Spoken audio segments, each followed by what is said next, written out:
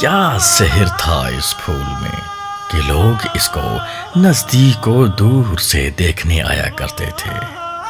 اس کی کلیاں جھوم جھوم کر اپنے حسن کے گن گاتی تھیں اور مکمل طور پر اس ذات کی خوبصورت تخلیق ہونے کا ثبوت دیتی تھیں۔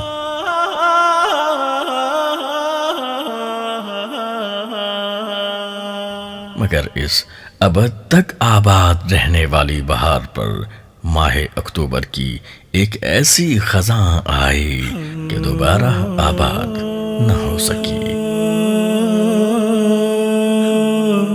ایک ظالم ہوا کے جھونکے نے اس گلے زیبا کو اکھاڑ کر ایک ایسی مخلوق کے قدموں میں گرا دیا کہ جو انسانیت کہیں پیچھے چھوڑ چکی تھی۔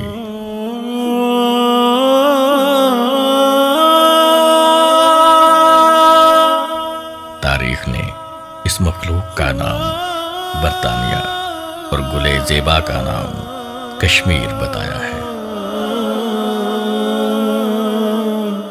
سلسلہ یہاں رکا نہیں، بلکہ جناب برطانیہ نے وہ پھول اپنے ہم نو جسے وہ پیار سے گلاب سنگھ مخاطب کرتے تھے کو 7,50,000 روپوں کے عوض بیچ دیا۔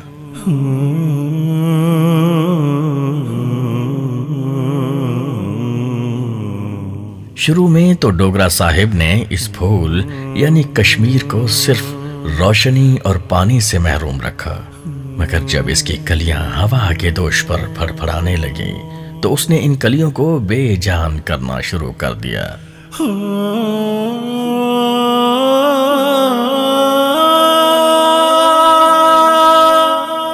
جب جان نکالنے سے بھی سکون نہ ملا تو ان کو پاؤں تلے کچل دیا گیا۔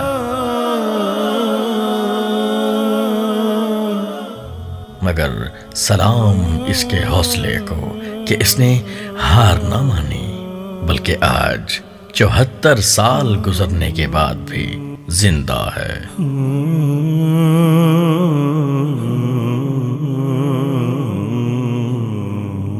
آج 74 سال بعد بھی اس کی کلیوں کے ساتھ وہی ظلم جاری ہے، مگر استقلال کم نہ ہوا، کیونکہ انتظار بہار کے لوٹ آنے کا ہے۔